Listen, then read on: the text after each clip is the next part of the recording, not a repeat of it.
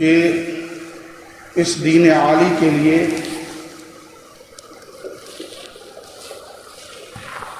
حضرات صحابہ کرام رضوان اللہ علیہ مجمعین نے چھوٹی نہیں بڑی بڑی قربانیاں دی، بہت بڑی بڑی عظیم قربانیاں۔ تو یہ ان عظیم قربانیوں کی بدولت کہ دین ہم تک پہنچا، ایسے ہم تک نہیں آ گیا، دین ہم تک جو پہنچا ہے تو اس کے لیے بڑی بڑی عظیم قربانیاں دی گئی، اور قربانیاں بھی مسلسل، جن میں کوئی رکاوٹ نہیں ہے کہ قربانیاں دی ہیں پھر اس کے بعد آسانیاں آ گئی ہوں، مسلسل قربانیاں۔ یہ سفر کا مہینہ ہے، اس سفر کے مہینے میں آپ دیکھیں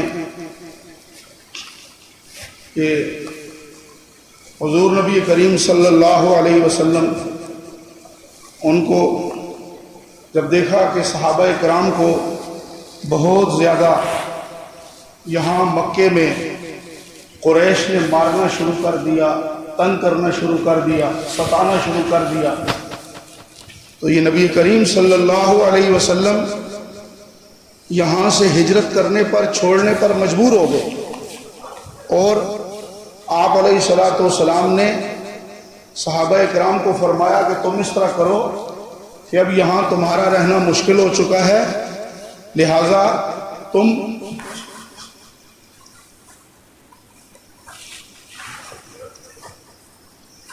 مدینہ منورہ چلے جاؤ۔ اور مدینہ منورہ میں حالات کچھ بہتر تھے،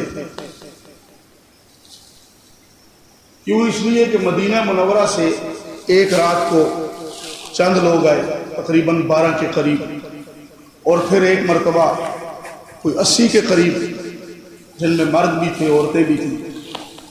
تو نبی علیہ الصلوۃ والسلام کے ہاتھ پہ بیعت کی کہ ہم نہ صرف یہ کہ ایمان لائے، بلکہ ہم دین کے لیے جو کچھ ہو سکا قربانیاں ہم دیں گے۔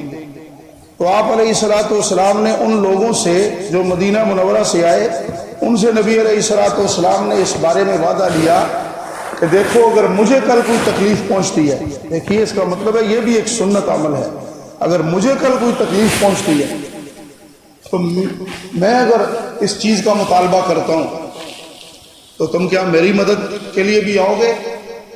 تو صحابہ کرام میں سے ایک صحابی کھڑے ہوئے تو انہوں نے عرض کیا، اے اللہ کے رسول علیہ الصلوۃ والسلام، آپ کی جان ہماری جانوں سے ہمیں آپ کی جان زیادہ عزیز ہے،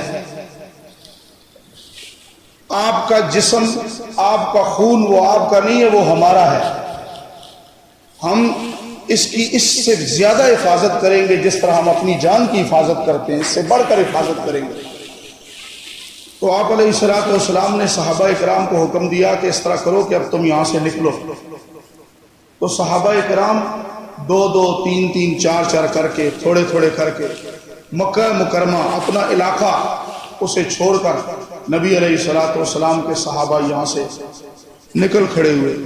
سوچنے کی بات یہ ہے کہ آخر ان کے اپنے گھر، اپنی زمینیں، اپنی جائیدادیں، سب کچھ اپنا، اور یہاں سے سب کچھ چھوڑ چھڑا کے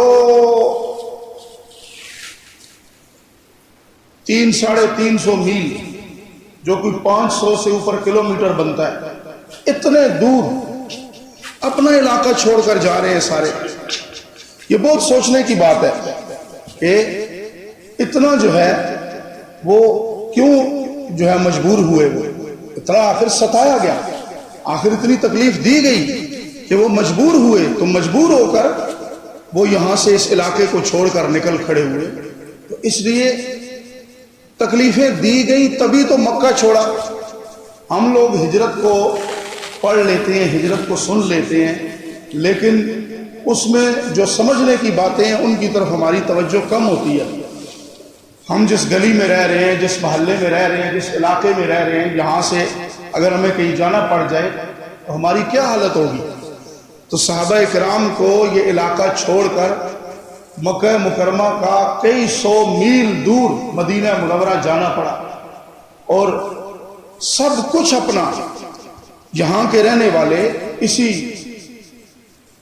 انہی کی قوم کے، انہی کے قبیلوں کے، لیکن اتنا ستایا گیا، اتنا تنگ کیا گیا کہ سب کچھ چھوڑنے پر اور یہاں سے جانے پر مجبور ہو۔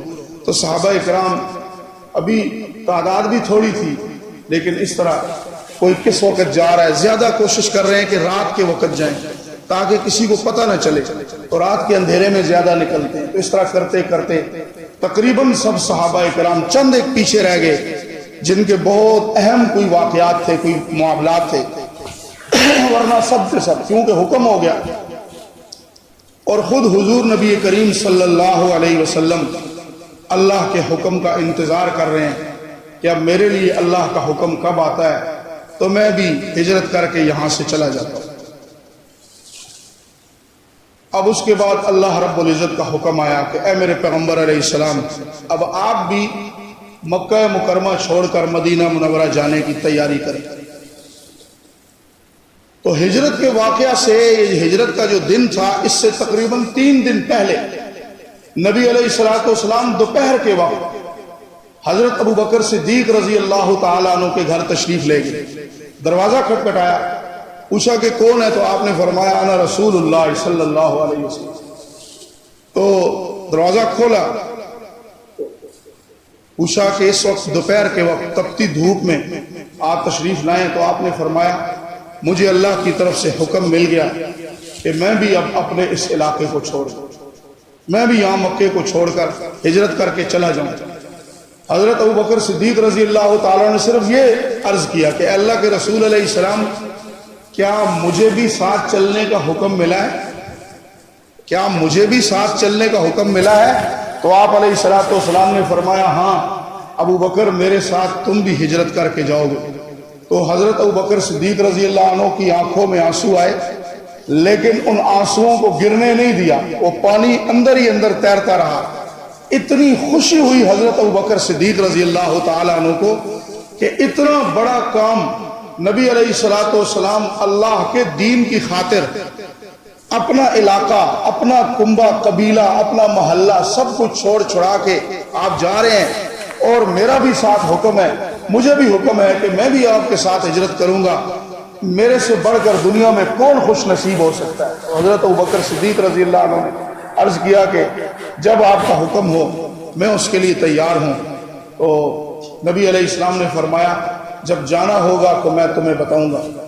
اب یہ جو 2-3 دن تھے، ان 2-3 دنوں میں آپ علیہ السلام مشورہ فرما رہے ہیں حضرت ابو بکر صدیق رضی اللہ عنہ سے۔ آخری جو رات تھی، جس رات میں ہجرت کی، اس رات میں آپ نے سنا ہوگا، پڑھا ہوگا، نبی علیہ السلام نے اپنی چادر، جو سبز رنگ کی چادر تھی، حضرت علی رضی اللہ تعالیٰ عنہ، اپنے چچا زاد بھائی، بالکل نوجوان لڑکے تھے، بچپن کی بلکہ عمر آپ کہہ لیں، کیونکہ بہت چھوٹے سے تھے جس وقت اسلام قبول کیا، اور ابھی یہاں مدینہ منورہ میں، مکہ مکرمہ میں 13 برس گزر گئے۔ تو اب یہ زیادہ سے زیادہ کتنی عمر ہوتی ہے؟ یہ 17-18 سال، 20 سال کی عمر، تو بالکل نوجوان تھے۔ تو آپ علیہ السلام نے ارشاد فرمایا علی، میری جگہ پہ، میرے بستر پہ یہ چادر آپ نے لینی ہے اور آپ نے اس جگہ پہ سو جانا ہے۔ صبح جب آپ اٹھیں گے تو آپ نے، میرے پاس امانتیں ہیں، یہاں کے رہنے والے لوگوں کی میرے پاس امانتیں ہیں، وہ ساری کی ساری امانتیں جن جن کی ہیں ان کو تم نے دینی ہے۔ ذرا ہم اس پہ غور کریں، توجہ کریں۔ وہ لوگ جو جان کے دشمن ہیں، وہ لوگ جنہوں نے یہاں سے نکلنے پر مجبور کر دیا، لیکن حضور علیہ السلام کو باوجود اس کے کہ حضور علیہ السلام کے صرف یہ نہیں کہ دشمن ہیں، خون کے پیاسے ہیں، خون کے، ابھی میں آپ کے سامنے عرض کرتا ہوں، خون کے پیاسے ہیں، لیکن امانتیں حضور کے پاس رکھ رہے ہیں۔ کیا وجہ ہے اس کی؟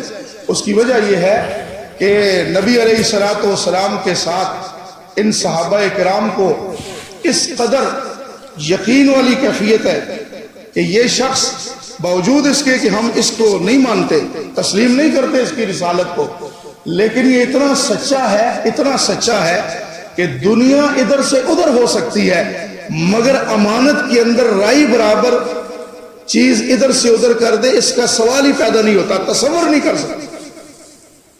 اس لیے آپ علیہ السلام نے فرمایا ایک وقت آئے گا، ایک زمانہ آئے گا کہ امانت کے بارے میں لوگ کہیں گے او فلاں علاقے میں ایک شخص ہے وہ امانت دار ہے۔ فرمایا امانت اٹھ جائے گی، سمت سے امانت اٹھ جائے گی، خیانت آ جائے گی۔ آج جو دیکھنے میں آتا ہے وہ یہی کہ اس وقت پوری دنیا میں بہت بڑا مسئلہ جو ہے وہ چوری کا مسئلہ ہے، امانتوں میں خیانت کا مسئلہ ہے، امانتوں کے اندر خیانت کا، چوری کرنے کا۔ بڑے بڑے لوگ جو ہے وہ اس کے اندر ملوث ہیں اور چوری کرنے میں بالکل کوئی پرواہ نہیں کرتے، اور اس کے اندر اتنا معاملہ بڑھتا چلا جا رہا ہے، اتنا بڑھتا چلا جا رہا ہے کہ کوئی چیز محفوظ نہیں۔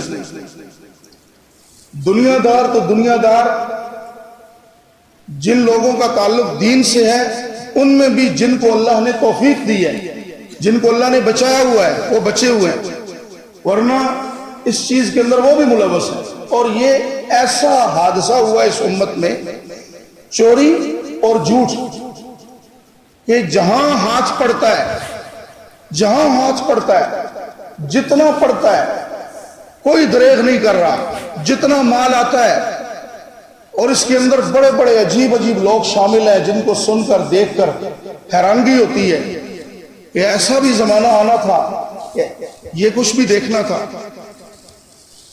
اوہو، نبی علیہ السلام کو کوئی بھی ان میں مانتا نہیں ہے، تسلیم نہیں کر رہا ان میں، دشمن جتنے بھی ہیں، لیکن امانتے سارے لا کر انہی کے پاس رکھ رہے ہیں۔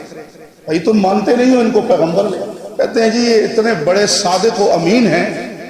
آج تو صادق اور امین کا لفظ آپ سنتے ہوں گے، صادق اور امین، صادق اور امین، صادق صداقت سچائی، امین امانت دار۔ کہاں صداقت اور کہاں امانت؟ آج تو چور بھی مچائے شور کہ آ گیا چور چور، آج تو ڈاکو بھی شور مچا رہا ہے، آج تو خود خائن وہ کہہ رہا ہے کہ جی سارے خائن ہو گئے۔ آج عجیب سا ایک نظام ہے، ڈکیتی کر رہا ہے بندہ لیکن دوسروں کو ڈاکو کہہ رہا ہے، خود چوریاں کر رہا ہے دبا کے، تباہی بربادی پھیر رہا ہوگا لیکن دوسروں کے بارے میں کہے گا۔ یہ مسئلہ ہے بھائی، بجائے اس کے کہ ہم یہ کہیں کہ فلاں ڈاکو ہے، فلاں چور ہے، فلاں خائن ہے، ہم اس کے بجائے ہم اپنی اصلاح کریں۔ یہ تو دنیا ہے نا، پتہ تو اس وقت چلے گا جب 6 فٹ نیچے رکھ کر تو اوپر پڑیاں رکھ کے سارے آ جائیں گے تو وہاں فرشتے جو گرز لے کے آئیں گے، پتہ تو وہاں چلے گا تو کتنا بڑا امانت دار تھا، تو کتنا سچا تھا۔ صادق و امین کے لفظ کو تو نے گلی گلی میں رسوا کیا، صادق اور امین تو کیا جانے صداقت اور امانت کس کو کہتے ہیں؟ تو اس لیے آج یہ بہت بڑا حادثہ ہے، چوری، ڈکیتی اور جھوٹ، اور یہ اس سے ادارے برباد ہو گئے، پوری کمپنیاں تباہ ہو گئی اس چیز کی وجہ سے۔ اللہ اکبر۔ آپ نے فرمایا علی یہ امانتیں ہیں، یہ امانتیں اہل حق کو ان کے سپرد کرنی۔ تو حضرت علی رضی اللہ تعالیٰ عنہ یہ بات سنی تو عرض کرنے لگے کہ آپ بے فکر ہو جائیں، میں یہاں آپ کی جگہ پر آرام کروں گا، صبح اٹھتے ہی سب کی امانتیں لوٹا دوں گا۔ نبی علیہ السلام اب ہجرت کی تیاری کر رہے ہیں اور ادھر کفار، ان کو کچھ خبر ہو گئی کیونکہ دیکھا کہ سارے نہیں ہیں، مکے میں جا چکے ہیں، اور ان کے جو کفار کے جو دشمن تھے وہ یہ صحابہ اکرام نہیں تھے جو مسلمان ہوئے، یہ تو پھر کسی وجہ سے ہو گئے، وجہ یہ بنی کہ جی انہوں نے ان کی وجہ سے کلمہ پڑھ لی اور مسلمان ہو گئے۔ اصل تو دشمنی ان کی نبی علیہ السلام سے تھی کہ یہ شخص جو ہمارے اس علاقے میں پیدا ہوا، یہیں بڑا ہوا، یہیں جوان ہوا، 40 سال کی عمر جب اس کی ہوئی تو کہنے لگا کہ مجھے اللہ نے اپنا پیغمبر بنا لیا ہے، اور اس نے سب کو جو ہے اپنے اس مذہب کے اندر لے گیا، اور ہمارا مذہب جو بتوں کی پوجا تھی اسے چھوڑ دیا، تو لہٰذا اس شخص کو کسی طریقے سے ختم کیا جائے۔ اب وہ سارے کے سارے جمع ہوئے دار الندوہ میں، دار الندوہ مشورے کی جگہ، تو یہاں سب جمع ہوئے، تو ایک پوچھا کیا کریں، تو ایک کہنے لگا اس طرح کرو کہ ان کو باندھ دو حضرت محمد صلی اللہ علیہ وسلم کے بارے میں، اسے باندھ دو اور کسی ویرانے میں پھینک دو، اور اسی طرح پڑا رہے جب تک یہ مان نہ لے اس کو چھوڑو نہیں، یا اسی طرح اس کو چھوڑ دو۔ تو دوسرے کہنے لگے یہ کوئی بات ہے کہ باندھ کے کسی جگہ پر ویرانے میں چھوڑ دیں، تو کیا اس سے ان کی جو چمک دمک ہے، جو شعلہ اٹھ رہا ہے ان کا اسلام کا، وہ کیا ماند پڑ جائے گا؟ عجیب بات کی تو نے۔ دوسرے نے کوئی اور مشورہ دیا، سب کے مشورے سنے، تو ایک کہنے لگا جی ان کو کسی دور کسی مقام پہ لے جائیں، ایک نے کہا ان کو باندھ دیں جکڑ دیں، دوسرے نے کہا کہ ان کو دور کسی مقام پہ ان کو نکال دو یہاں سے، بس یہ چلے جائیں گے سارا قصہ ہی ختم ہو جائے گا۔ تو سب کہنے لگے جس وقت یہ وہاں جائے گا تو یہ تمہیں پتہ ہے کہ کیسا شخص ہے، یہ جب بھی بات کرتا ہے تو اس کے منہ سے میٹھی میٹھی باتیں نکلتی ہیں، اور جو اس کے قریب آتے ہیں وہ اس کے پیار میں ایسے گرویدہ ہو جاتے ہیں کہ اس کے پاس سے اٹھنے کا دل نہیں کرتا۔ تو یہ جو جہاں جائے گا پھر اسی طرح جم میں غفیر لگ جائے گا، تو جو چیز ہم ختم کرنا چاہتے ہیں وہ تو ختم نہیں ہوگی، تو لہٰذا یہ کیا بات ہوگی؟ اب کیا کریں؟ قید کرنے والی صورت بھی نہیں، باندھنے والی بھی، نکالنے والی بھی ٹھیک نہیں، تو اب تیسری صورت ابو جہل نے ایک صورت پیش کی۔ ابو جہل کہنے لگا کہ اس طرح کرتے ہیں کہ جتنے قبیلے ہیں نا قریش کے، 15 ہیں، 16 ہیں، 20 ہیں، سارے قبیلوں میں ایک ایک نوجوان لیتے ہیں، اور ان سب نوجوانوں کو مقرر کرتے ہیں سارے قبیلوں کا، اور ہر نوجوان کو تلوار دی جائے، اور یہ سارے کے سارے قبیلوں کے نوجوان بیک وقت جو ہی یہ گھر سے باہر نکلیں تو ان کے اوپر حملہ کر دیں اپنی تمام تلواروں کے ساتھ۔ تو اس طرح ان کے معاذ اللہ ثم معاذ اللہ محمد کے ٹکڑے ٹکڑے کر دیے جائیں صلی اللہ علیہ وسلم۔ اللہ تبارک و تعالی نے قرآن مجید میں ارشاد فرمایا، جب نبی علیہ السلام اس رات کے کافی عرصے بعد مدینے میں موجود تھے تو وہاں اللہ نے فرمایا وَإِذْ يَمْكُرُ بِكَ الَّذِينَ كَفَرُوا، اے میرے پیغمبر حضرت محمد صلی اللہ علیہ وسلم وہ وقت یاد کرو وَإِذْ يَمْكُرُ بِكَ، آپ کے بارے میں تدبیریں کی جا رہی تھی، آپ کے بارے میں سازش کی جا رہی تھی۔ کون سی سازش؟ لِيُثْبِتُوكَ، نمبر 1 تو تجھے قید کر دیا جائے، تجھے قید کیا جائے، یا نکال دیا جائے، یا تجھے قتل کر دیا جائے۔ فرمایا وَيَمْكُرُونَ، وہ لوگ بھی تدبیریں کر رہے تھے، وہ بھی سازشیں کر رہے تھے، زمین کے اوپر وہ سازشیں کر رہے ہیں، میٹنگ کر رہے ہیں، لیکن آسمانوں کے اوپر وَيَمْكُرُ اللَّهُ، اللہ تبارک و تعالی بھی آپ کے بارے میں تدبیر کر رہا ہے، یہ سازشیں کر رہے ہیں، اللہ تدبیر کر رہا ہے۔ واللہ خیر الماکرین، لیکن اے میرے محمد صلی اللہ علیہ وسلم، اللہ سے بڑھ کر پیاری تدبیریں کرنے والا کون ہے؟ سب سے بہترین تدبیر، سب سے بہترین معاملہ وہ کس کا ہے؟ اللہ۔ یہ زمین پہ تدبیریں کر رہے ہیں، لِيُثْبِتُوكَ أَوْ يَقْتُلُوكَ أَوْ يُخْرِجُوكَ، آپ کو یا قید کر لیں، یا آپ کو قتل کر دیں، یا آپ کو یہاں سے نکال دیں۔ وَيَمْكُرُونَ، وہ بھی تدبیریں کر رہے ہیں، وَيَمْكُرُ اللَّهُ، اور اللہ بھی تدبیر کر رہا تھا، وَاللَّهُ خَيْرُ الْمَاكِرِينَ، اور اللہ تعالیٰ بہتر تدبیر کرنے والا ہے۔ تو اے میرے پیارے محمد صلی اللہ علیہ وسلم، کیسے میں نے آپ کو مدینے سے نکال کر، مکہ مکرمہ سے نکال کر مدینہ منورہ پہنچا دیا، تو یہ میری تدبیریں ہیں، میری طاقتیں ہیں، ورنہ انہوں نے تو سارے پروگرام بنا لیے تھے۔ اب سب نوجوان تلواریں لے کر اس مہینے میں، یہ جو آج کا مہینہ ہے جس میں ہم چل رہے ہیں، اس مہینے کا کیا نام ہے؟ سفر، سفر کے مہینے، جس میں بعض لوگ کہتے ہیں جی یہ بڑا منحوس مہینہ ہے۔ نبی علیہ السلام فرماتے ہیں، اللہ تعالیٰ فرماتا ہے جس نے زمانے کو برا کہا اس نے مجھے برا کہا، جس نے زمانے کو برا کہا اس نے مجھے برا کہا۔